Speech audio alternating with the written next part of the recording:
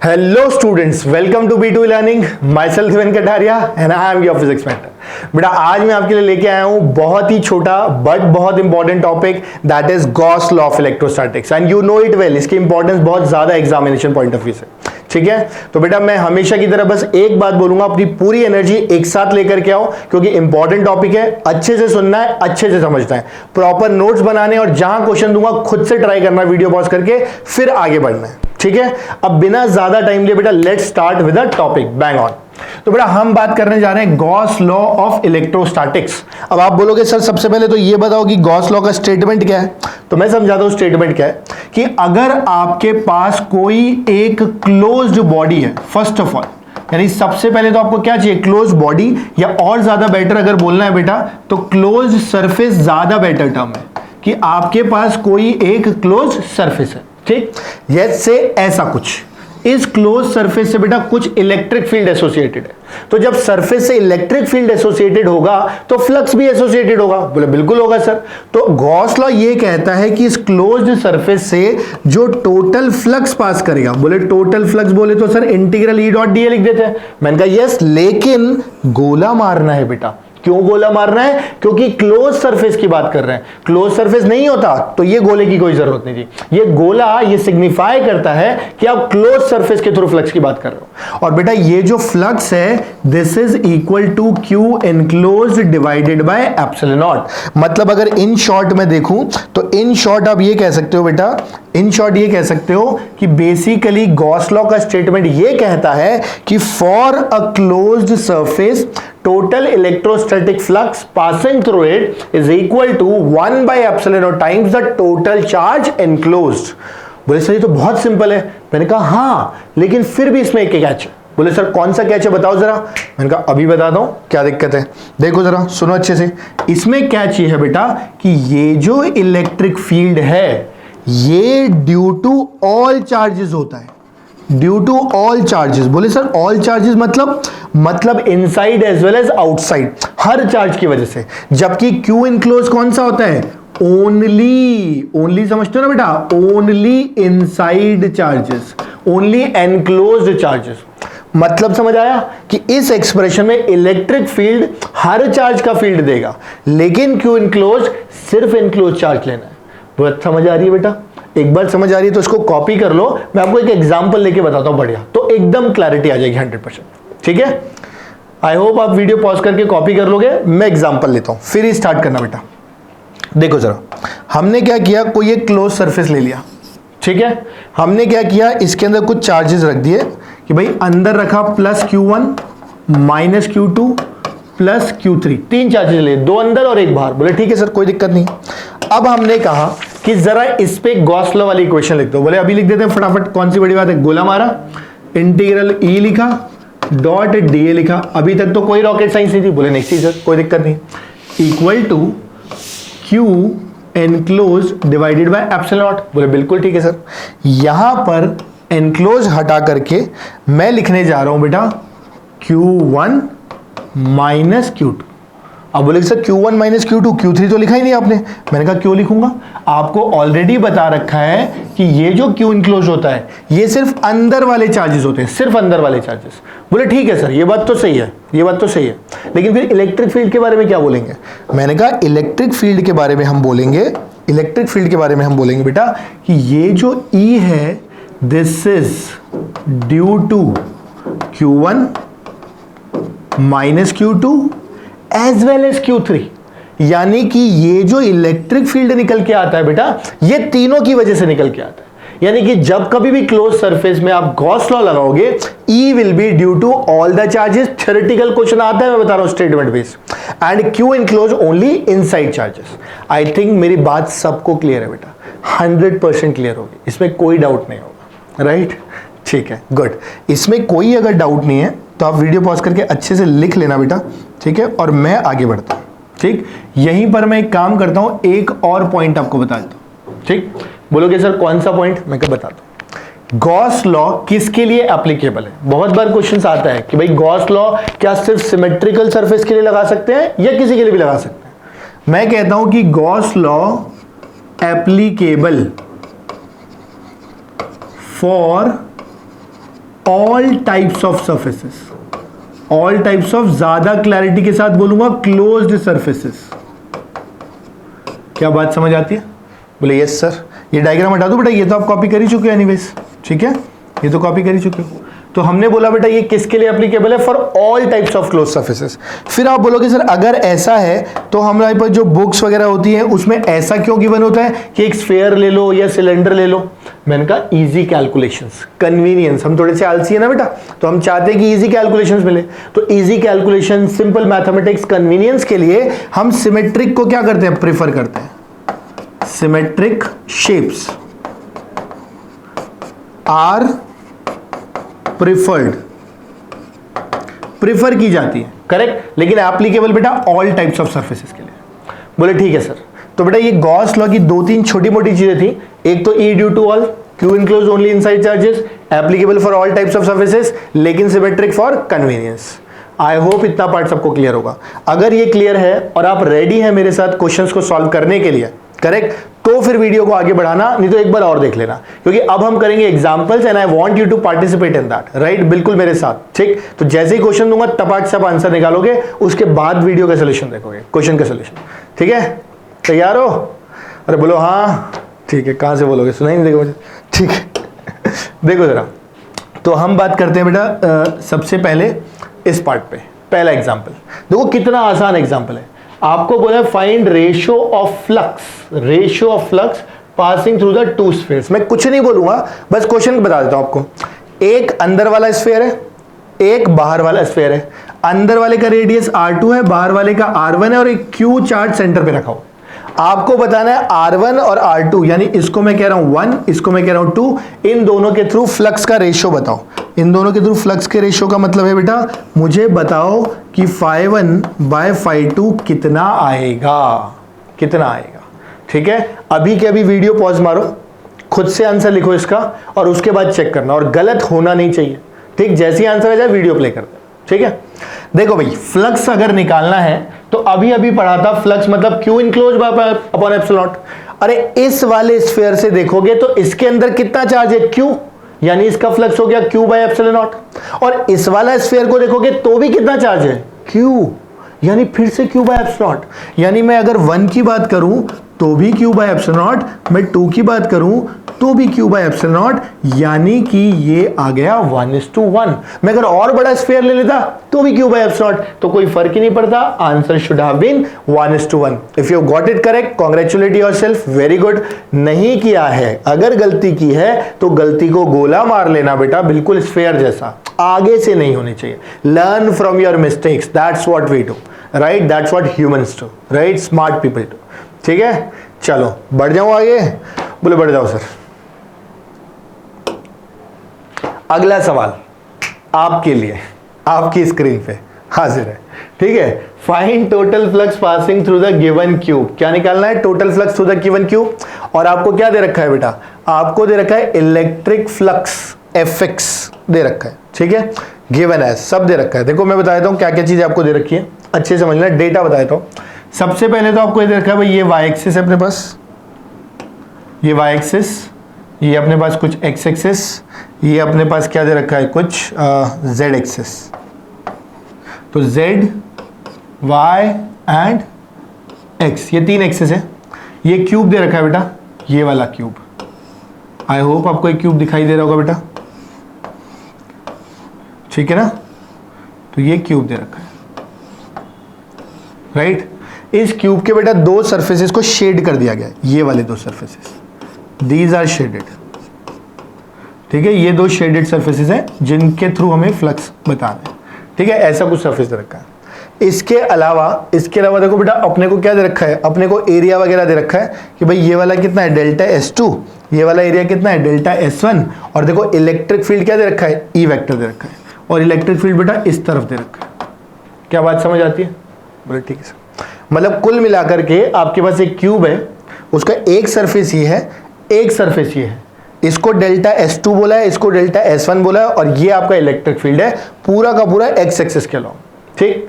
Delta S1 delta S2 calculate करने के लिए साइड कितनी दे रखी है? 20 सेंटीमीटर, और इलेक्ट्रिक फील्ड आपको दे रखा है, ठीक है? कितना दे रखा है? E। मैं E का वैल्यू आपको दे देता हूं, E = 2 न्यूटन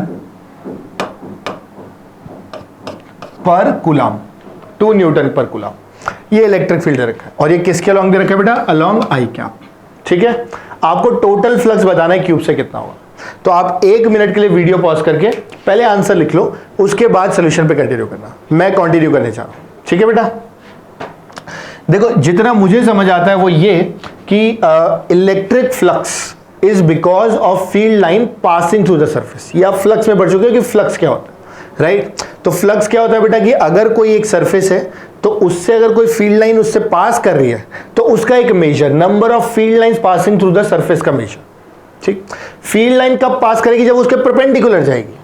अगर कोई बोले ऐसे एक फील्ड लाइन जा रही है, इस सरफेस से कितना फ्लक्स आएगा? मैं बोलूंगा 0, क्योंकि ग्रेस करते हुए जा रही है, इससे पास थोड़ी कर रही है। पास तो कौन सी होती है? परपेंडिकुलर वाली। बोले ठीक है सर। अब आप खुद सोचो, अगर ऐसा है, अगर ऐसा है तो मैं अगर इस सरफेस की बात करूं, इस सरफेस की, तो एक ये और एक ये, इन दोनों से इलेक्ट्रिक फील्ड क्या परपेंडिकुलर जा रहा है? बोले यस।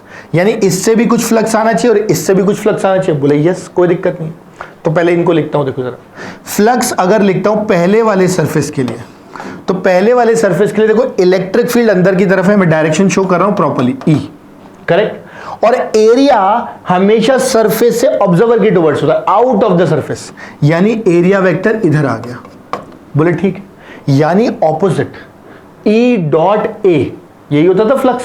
तो यहां पर हम लिखेंगे बेटा E इंटू ए इंटू कॉस 180, क्योंकि डॉट मतलब कॉस और दोनों के बीच में एंगल 180 डिग्री ऑपोजिट है, इसलिए 180, यानी ये बन जाएगा माइनस ई डॉट।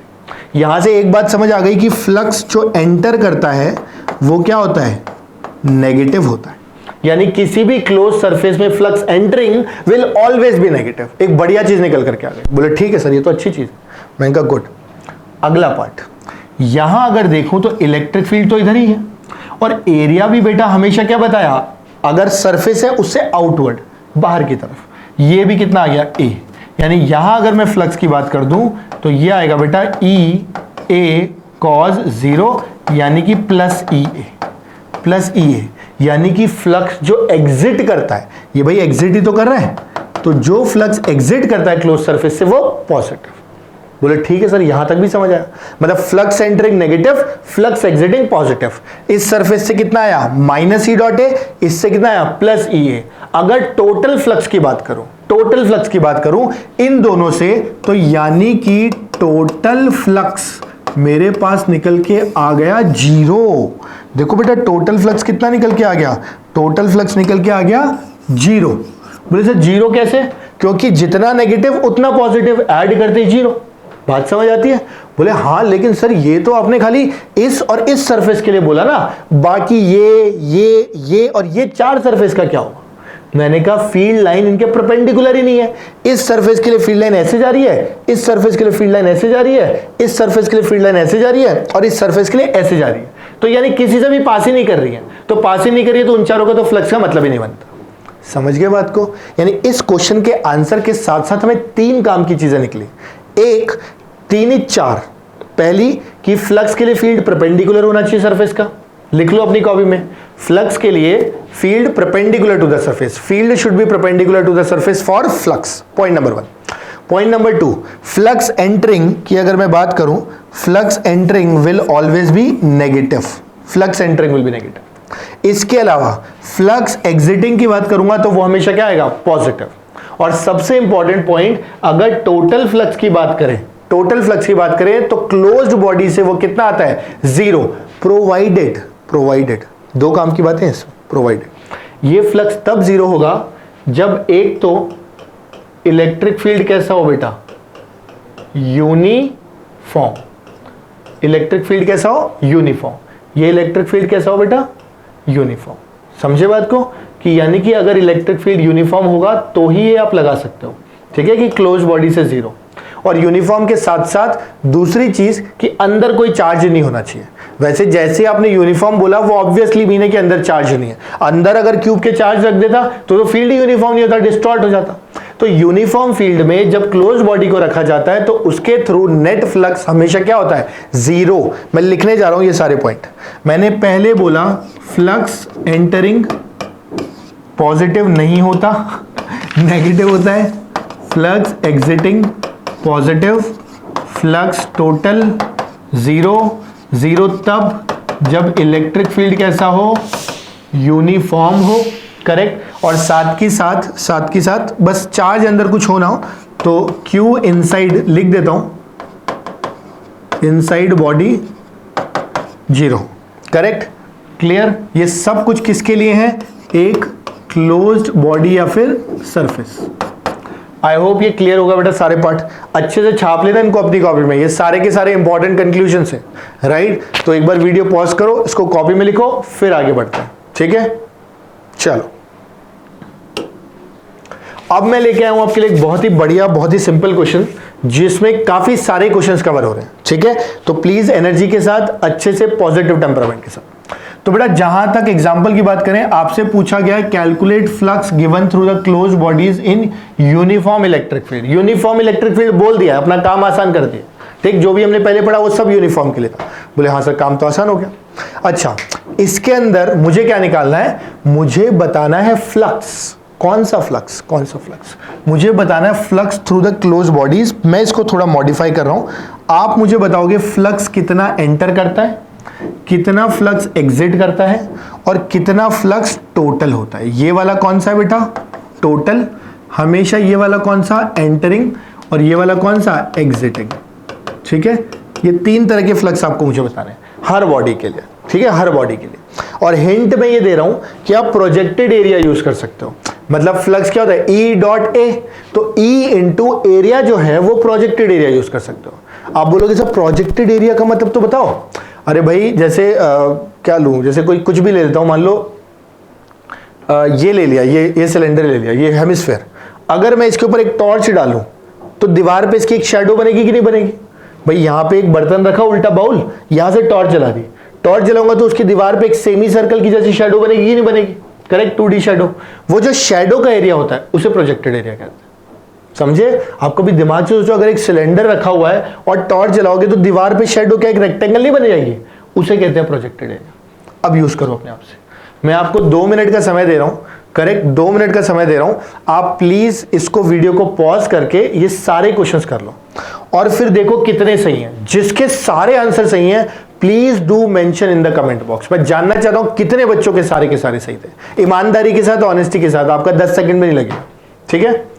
और अब वीडियो पॉज कर लो, मैं सोल्यूशन पे बढ़ रहा हूं। देखो फ्लक्स एंटरिंग चाहिए था, प्रोजेक्टेड एरिया। जो एंटरिंग वाला एरिया है वो तो ये है, और जो एग्जिटिंग वाला एरिया भी होगा बेटा इसको अगर आपने टॉर्च डाला इधर से तो आपको क्या मिलेगा, एक डिस्क जैसा ही तो मिलेगा। यानी कि प्रोजेक्टेड एरिया इसका भी कितना आया, सेम डिस्क का एरिया। यानी एंटरिंग आप माइनस ई इंटू कितना, पाई आर स्क्वायर, सर्कल का जितना एरिया। इधर से भी अगर देखेंगे तो बेटा प्लस ई इंटू कितना, पाई आर स्क्वायर, करेक्ट। और बेटा टोटल अगर देखोगे तो हमेशा ही क्या आता है, 0। यानी इसका प्रोजेक्टेड एरिया लिया, ये जो कर्व्ड एरिया, ये तो डिस्क थी, कोई दिक्कत नहीं हुई, इसमें दिक्कत थी तो टॉर्च डाली, इसकी शैडो बनाई, शैडो का एरिया लिख दिया, सिंपल। बोले ठीक है सर कोई दिक्कत नहीं है। इसके लिए बात करते हैं। इसके लिए बेटा अब आप ध्यान से देखो तो क्या ये ऐसी शेडेड एरिया बनेगा, यानी टॉर्च डालोगे तो सेमी सर्कल मिलेगा। सेमी सर्कल मतलब सेमी सर्कुलर डिस्क जैसा। यानी यहां पर अगर फ्लक्स निकालोगे तो बेटा जो फ्लक्स एंटर करेगा वो आएगा minus E pi R square by 2, और बेटा जो फ्लक्स एग्जिट करेगा वो आएगा plus E pi R square by 2। और बेटा टोटल की बात करोगे तो कितना आ जाएगा, 0। ऐड करते, क्लियर। थर्ड की अगर बात करें, यहां से अगर टॉर्च डालूंगा तो बेटा अब की बार आपको मिलेगा एक रेक्टेंगल, समझ गए। और बेटा रेक्टेंगल में ये जो साइड है, ये गलती हो जाती है बच्चों से कभी कभी, 2r है। ये जो हाइट है बेटा इसकी, ये कितनी है, h है, करेक्ट। तो यहां से अगर देखेंगे बेटा तो जो फ्लक्स एंटरिंग होगा, फ्लक्स एंटरिंग, ठीक, वो कितना आएगा, देखो जो फ्लक्स एंटरिंग होगा माइनस ई इंटू रेक्टेंगल का एरिया कितना बेटा, 2r इंटू एच। ऐसे बेटा जो फ्लक्स एग्जिट करेगा वो तुम्हें पता है इसी का उल्टा कर देना, पॉजिटिव। यहां लिख देता हूं भली, फ्लक्स एग्जिटिंग आ जाएगा बेटा E इंटू 2RH बाई 2। और बेटा दोनों को जोड़ दोगे तो नेट फिर से कितना आ जाएगा, 0। समझ गए। कोई बोलता है सर अगर ये स्फेयर होता कंप्लीट तो तो भी बेटा देखो शेडो डालूंगा अगर यहाँ से टॉर्च, तो क्या मिलेगा, एक डिस्क जैसा मिलेगा। तो यानी कि जो एंटरिंग होगा वो minus E pi R square, जो एग्जिट करेगा वो plus E pi R square, दोनों को जोड़ते ही कितना मिलेगा बेटा, 0। करेक्ट। यहां से कोन की अगर बात करूं तो कोन को यदि ऐसे रख दिया जाए तो बेटा जैसे ही टॉर्च डालोगे फिर से एक सेमी सर्कुलर डिस्क मिलेगी, सर्कुलर डिस्क, यानी एंटरिंग हो जाएगा minus E pi R square. ठीक है। इसके अलावा जो कोन वाला पार्ट है बेटा, इसकी भी अगर शैडो बनाओगे तो आपको ऐसी ही शैडो मिलेगी, यानी कि यहां भी लिख सकते हो plus E pi R square. Correct. Net की बात करोगे तो कितना, 0। फाइनली बेटा अगर कोन को ऐसे उल्टा रख दिया तो अब की बार यहां से ये ट्राइंगल बनेगा। ठीक है, ये ट्राइंगल बनेगा। इस ट्राइंगल का बेस कितना होगा बेटा, 2r जितना होगा, और हाइट कितनी मान लेते हैं, h, 2r और h, यानी कि minus E half into 2r into h क्या हो जाएगा, RH। तो माइनस ई आर एच, और जो बेटा बाहर निकलेगा वो प्लस ई आर एच, और जो टोटल आएगा वो 0। तो बेटा इस तरह से डिफरेंट केसेस के अंदर अगर आपको बेसिक डायमेंशंस पता है, आर, रेडियस, एच, हाइट, तो आप क्या कर सकते हो, टोटल फ्लक्स की बात कर सकते हो, एंटरिंग भी, एग्जिटिंग भी, और टोटल फ्लक्स भी। करेक्ट। तो ये तीनों टाइप के फ्लक्स आपके साथ आपको समझ आ जाएंगे अलग अलग एग्जांपल्स में। राइट। तो आई होप बेटा ये वाला पार्ट आपको एकदम क्लियर होगा। राइट। अगर क्लियर है तो कॉपी कर लो। आप देखो आपके आंसर सही थे। अप्रोच की मैं बात कर रहा हूं, है ना, हाइट आपने कुछ ले लिया और रेडियस कुछ ले लिया, उसका टेंशन नहीं लेना है। अप्रोच क्या आपका सेम है कि नहीं है, सही है कि नहीं। अगर सही है तो वेरी गुड बेटा, अगर सारे सही हैं that means you are bang on with the target. थोड़ा कम है तो देखो कहां गलती हुई है और उसको सीख लो ताकि आगे वो गलती रिपीट। ठीक है। तो एक बार इसको कॉपी कर लो, 10-15-20 सेकंड लेके वीडियो पॉज करके। राइट। और मैं फिर आगे बढ़ता हूं बेटा, है ना, आप वीडियो पॉज करके करना है। ठीक है। ओके। तो देखो बेटा अब हम जिस पार्ट की बात करने जा रहे हैं दैट इज अगेन इंपॉर्टेंट। ठीक है। तो थोड़ा ध्यान से सुनना है, अच्छे से समझना है। ठीक है। ये भी एक तरह का क्वेश्चन ही है कि फ्लक्स आपको बताना है through different cubes, flux through the given cubes. ठीक है। करेक्ट। और बेटा इसकी बार अब की बार क्या क्या यूनिफॉर्म इलेक्ट्रिक फील्ड ना लगा करके, है ना, इसको क्वेश्चन को थोड़ा सा मॉडिफाई कर दिया। अभी हमने क्या किया, पॉइंट चार्जेस रख दिए। एक पॉइंट चार्ज क्यू यहां रखा, एक पॉइंट क्यू चार्ज यहां रखा बेटा, एक क्यू यहां रख दिया, और एक बार क्यू यहां रख दिया। आप बोलोगे सर ये क्या क्या है, मैं समझाता हूं। एक बार कॉर्नर पे रखा है, कॉर्नर। एक बार बेटा अपन ने एज सेंटर पे रखा है, ये केमिस्ट्री में आप पढ़ते हो ना सॉलिड स्टेट में, एज सेंटर।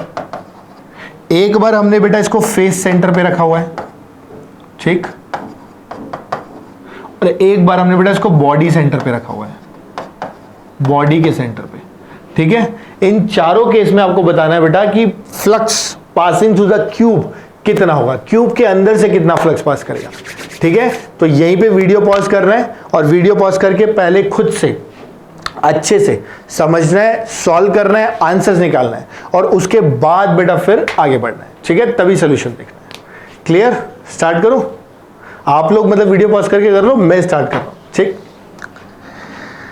देखो बेटा ये आपने पढ़ा है बहुत अच्छे से डिटेल में, है ना, कि जब भी अगर एक चार्ज कॉर्नर पे रखा है तो इसका 1/8 इसके अंदर आता है। इसीलिए बेटा जब टोटल फ्लक्स की बात करते हैं तो कितना आ जाता है, Q/8 एप्सिलॉन नॉट। समझ गए। जब आपने एज, ये समझ आता है ना सबको कि कॉर्नर पे लिखा है तो 1/8। आप ऐसे सोचो कि अगर कॉर्नर पे, रूम के कॉर्नर पे कुछ बॉल रखी है तो उसको पूरा कवर करने के लिए एक क्यूब पीछे, एक इसके पीछे, और एक इधर पीछे, 3 मतलब 4 क्यूब तो नीचे चाहिए और 4 एग्जैक्टली ऊपर चाहिए, तब जाके 8 क्यूब के सेंटर पे ही आएगा। समझे। तो एक क्यूब से कितना पास करेगा, बोले 1/8 पास करेगा। ठीक। इसी तरह से बेटा जब एज सेंटर की बात करते हैं तो एक एज पे रखा हुआ है, एज के सेंटर पे। एज के सेंटर के लिए बेटा आपको 4 क्यूब में डिवाइड होगा, तो यानी एक के अंदर अगर देखोगे तो कितना चार्ज आता है, 1/4 चार्ज आता है बेटा। तो इसीलिए यहां से जो फ्लक्स निकल के आएगा बेटा वो निकल के आएगा Q/4 एप्सिलॉन नॉट। ठीक। यहां अगर बात करते हैं फेस सेंटर पे तो बेटा अब की बार आधे में डिवाइड होगा, इसके ऊपर एक और क्यूब रख दो, आधा ऊपर वाले में और आधा नीचे वाले में, यानी इसके अंदर चार्ज कितना होता है बेटा, 1/2। यानी कि यहां से बेटा जो फ्लक्स आएगा वो फ्लक्स आ जाएगा Q/2 एप्सिलॉन नॉट। और बेटा लास्ट में अगर बॉडी सेंटर पे रखा है तो पूरा का पूरा ही चार्ज अंदर है, इसलिए यहां पे जो फ्लक्स आ जाता है बेटा वो आता है Q bye epsilon naught. I hope I am very clear बेटा, करेक्ट। अच्छा, इसके अलावा एक चीज और ध्यान रखना कि क्यूब में अगर आपसे पूछ ले ईच फेस हर एक फेस से कितना है, तो भाई बॉडी से कितना है Q बाय एप्सिलॉन नॉट, ठीक है। 6 फेजेस हैं तो एक में कितना आ जाएगा, इक्वली डिवाइड कर दो सब में, तो ये निकल के आ जाएगा बेटा Q by 6 epsilon naught. I hope we are very clear. यानी कि अगर एक क्यूब के बॉडी सेंटर पे रखा है तो टोटल तो Q बाय एप्सिलॉन नॉट है, लेकिन हर एक फेज से निकालोगे तो Q बाय 6 एप्सिलॉन नॉट आ जाएगा, राइट। तो एक बार इसको अच्छे से कॉपी कर लो बेटा, समझ लो, है ना, और फिर मुझे बताना कि क्या डाउट है या नहीं है, या पूरा अच्छे से क्लियर हो गया, कितनों के सही थे, है ना, इस तरह से, राइट। तो प्लीज प्लीज प्लीज इसको कॉपी करके अच्छे से समझ लेना बेटा, ये सारे क्वेश्चन है अलग अलग, इस तरह के कई क्वेश्चन बन सकते हैं, है ना, तो गलती होनी नहीं चाहिए अपने से, ठीक है। तो आप वीडियो पॉज करो, समझो, कॉपी करो और मैं आगे बढ़ता हूं, ठीक है। यहां पे पॉज कर लो, पूरी स्क्रीन दिख रही है। ओके बेटा, इसके बाद बस दो स्लाइड्स बची हुई हैं, फिर अपन कंप्लीट कर देंगे टॉपिक, और दोनों अच्छे क्वेश्चन हैं। आपसे बोला जाएगा मिसलेनियस क्वेश्चन हमने ले लिए, क्वेश्चन मैं बताऊंगा और आप ट्राई करना है, ठीक है। आपको मैं टाइम दे दूंगा ट्राई करने के लिए। देखो, पहला क्वेश्चन ये है कि आपके पास एक कोन है और यहां पे क्यू चार्ज रखा हुआ है, यानी कोन का जो ये बेस होता है इसके एग्जैक्ट सेंटर पे आपसे पूछा है कि भाई मुझे ये बताओ कि इस पूरे कोन के कर्व्ड सरफेस एरिया से कितना फ्लक्स है। ये कर्व्ड सरफेस एरिया ना बेटा, तो आपसे पूछा है flux through curved surface area, ठीक है। देखो दिमाग से सुनना, एक पॉइंट बताने चाह रहा हूं बेटा, फ्लक्स ऑफ चार्ज, ठीक है, टचिंग अ सरफेस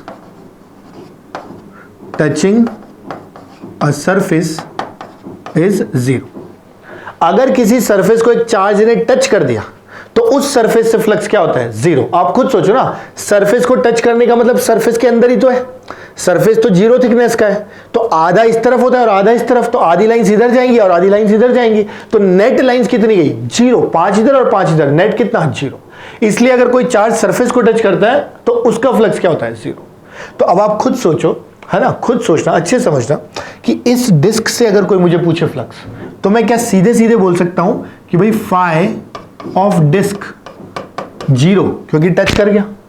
ये हमें नहीं पता था, पर हमें ये तो पता है कि phi of disc plus phi of curve surface area equal to Q by 2 epsilon naught. आप बोलोगे सर ये कैसे पता है, अरे भाई आधा चार्ज अंदर आएगा कि नहीं आएगा Q बाय 2, तो टोटल बॉडी का फ्लक्स तो Q enclose by epsilon not है, तो यानी Q बाय 2 डिवाइडेड बाय कितना, एप्सिलॉन नॉट, टोटल, समझ गए। पूरे कोन के अंदर चार्ज Q बाय 2, तो पूरे कोन का flux Q by 2 epsilon naught, और उसको आपने लिख दिया disc plus curve surface area. Disc आप खुद बोल चुके हो कितना, 0, तो यहां से बेटा कर्व सरफेस एरिया का क्या Q बाय 2 एप्सिलॉन नॉट नहीं आ जाएगा, सर 100% आ जाएगा, तो अच्छा क्वेश्चन है, मैंने तो कहा ही था, समझ गए। तो बहुत बेसिक सा क्वेश्चन है, सिंपल क्वेश्चन है, बस लैंग्वेज ट्रिकी हो जाती है, ठीक है। इसी तरह से बेटा एक और क्वेश्चन है, ये मैं आपको करने को देता हूं 2 मिनट के लिए। आपके पास कोई एक इनफाइनाइटली लॉन्ग चार्ज वायर है बेटा, इनफाइनाइटली लॉन्ग, जिसकी लीनियर चार्ज डेंसिटी कितनी है, लैम्डा दे रखी है, लीनियर चार्ज डेंसिटी कितनी है, लैम्डा, ठीक है। और इसको एक क्यूब में रख दिया गया, क्यूब का साइड कितना है, A। आपको बताना है कि इसके थ्रू मैक्सिमम फ्लक्स कितना होगा। आप बोलोगे सर मैक्सिमम क्यों, क्योंकि हमें नहीं बोला कि वायर कैसे जा रही है, हो सकता है ये ऐसे जा रही हो सकता है ये ऐसे जा रही हो सकता है ये ऐसे जा रही हो। आपको डिसाइड करना है कि मैक्सिमम फ्लक्स के लिए कैसे जाना चाहिए और मैक्सिमम फ्लक्स कितना आना चाहिए। Clear? So take your time, pause the video, get the answer, उसके बाद सॉल्यूशन देखना। ओके, सॉल्यूशन देखते हैं बेटा। सॉल्यूशन ये है कि आप चाहते हो कि फ्लक्स क्या हो, मैक्सिमम।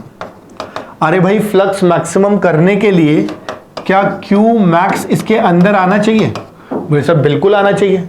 Q मैक्स अंदर आने के लिए क्या मैक्सिमम लेंथ ऑफ वायर अंदर आनी चाहिए? बोले सर बिल्कुल आनी चाहिए। आप देखो मैक्सिमम लेंथ के लिए इस कॉर्नर से ऑपोजिट कॉर्नर तक, जिस कमरे में हम बैठ के पढ़ रहे हैं उस कमरे का एक कॉर्नर और ऑपोजिट ऊपर वाले फेस पे कॉर्नर, नीचे वाले फेस का एक कॉर्नर और ऊपर वाले फेस का दूसरा कॉर्नर, यानी कि अगर मैं देखूं तो बॉडी डायगोनल इस कोने को और इस कोने को जोड़ने वाली लाइन, और बेटा ये ही मैक्सिमम लेंथ अंदर आ सकती है। इसलिए यहां जो क्यू मैक्स आएगा वो आएगा बेटा, ध्यान से सुनना, अगर लैम्डा लीनियर चार्ज डेंसिटी है, लैम्डा करेक्ट हमने दे रखी थी, तो लैम्डा इंटू लेंथ, अब आप खुद सोचो टोटल लेंथ कितनी इनसाइड आ चुकी है बेटा, √3a।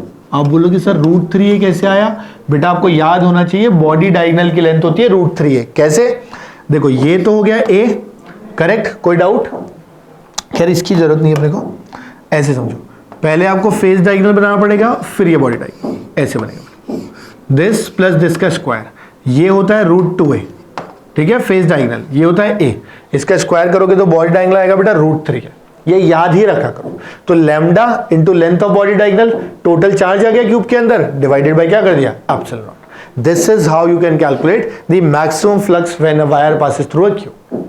I hope this is clear. एक लास्ट और स्लाइड है बेटा, इसको अच्छे से समझ लो, कॉपी कर लो, ये अच्छे क्वेश्चन है, इसलिए मैंने इनको एक साथ लास्ट में मिसलेनियस पे ले लिया। तो इस तरह के क्वेश्चन आपसे आने चाहिए, आपको होना चाहिए, ठीक है। ये अब एक लास्ट है, इसके बाद लेक्चर खत्म, और ये सबसे ट्रिकी है, इसमें कुछ सॉलिड एंगल वगैरह का काम आएगा।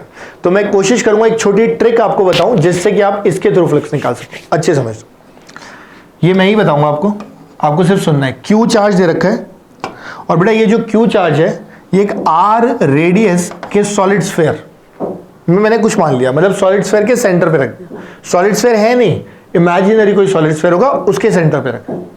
मैंने क्या किया बेटा, यहां से कुछ एंगल थीटा और थीटा बनाया, और यहां पे कोई एक डिस्क ले ली, मुझे इस डिस्क से फ्लक्स चाहिए। अब आप सोचो एक पॉइंट चार्ज तो हर तरफ फील्ड लाइन सबमिट करेगा, यहां भी फील्ड लाइन जाएंगी, यहां भी जाएंगी, यहां भी जाएंगी, यहां भी जाएंगी, यहां भी जाएंगी, यहां भी जाएंगी, तो बड़ा कॉम्प्लेक्स फिनोमेना होगा। तो सिर्फ इतने एरिया से फ्लक्स चाहिए था। मैंने कहा इतने एरिया से बेटा वही तो होगा जो इस आर्क से पास करेगा। ये जो पार्ट है, आर्क नहीं बोलूंगा, है ना, ये जो फेस रहेगा इससे जो फ्लक्स पास करेगा वही डिस्क से पास करेगा। क्लियर, बोले यस सर। अब देखो जरा ध्यान से, अगर मैं कंप्लीट स्फीयर ले लेता तो क्या फ्लक्स क्यू बाय एप्सिलॉन होता, बोले यस सर। कंप्लीट स्फीयर का मतलब तो बेटा 4 एंगल होता है। 4 क्या, सॉलिड एंगल। आप एक स्फीयर, जैसे अपन एक सर्कल का एंगल नहीं लिखते 2 वैसे ही अगर एक बॉल हो, फुटबॉल है ना, सॉलिड स्फीयर, मतलब स्फीयर, सॉलिड और हॉलो क्या करेगा, स्फीयर, उसका सॉलिड एंगल होता है बेटा 4 तो यानी 4 एंगल के लिए क्यू बाय एप्सिलॉन नॉट, तो यूनिट सॉलिड एंगल के लिए कितना होना चाहिए था बेटा, क्यू बाय 4 एप्सिलॉन नॉट, है ना। ये कुछ सॉलिड एंगल बनेगा बेटा ओम, करेक्ट। तो इतने एंगल के लिए अगर मुझे चाहिए होता तो मैं लिखता Q by 4 epsilon naught into कितना, ओम। ये थोड़ा सा एडवांस लेवल का क्वेश्चन है, आई नो, तो जिसका मन करे वो सुन सकता है, नहीं तो बाकी वीडियो को एंड कर सकता है, बढ़िया है, अच्छा क्वेश्चन। अब देखो एक तो ये सिंपल ही, और इससे आसान ट्रिक भी नहीं है, वरना इंटीग्रेशन लगाना पड़ता है इसमें, बहुत बच्चे बचते रहते हैं इसमें, इसलिए मैंने सोचा कि चलो बता देता हूं। तो एक ट्रिक है, ओम निकाल लिया।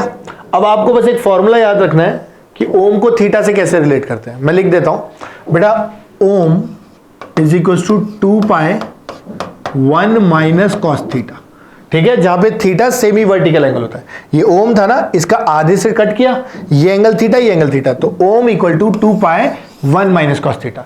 जैसे ही यहां पे रखोगे कॉस थीटा तो आप सीधे सीधे लिख सकते हो। कॉस थीटा कैसे लिख सकते हो, ये आपको एक्स दे रखा होगा, ये आपको कुछ ना कुछ वैल्यू देगा एक्स, तो रूट ओवर मतलब बेस अपॉन हाइपोटेन्यूज, वो अपने तरीके से निकाल लेना, correct. And from here you will get the total flux passing through this disc.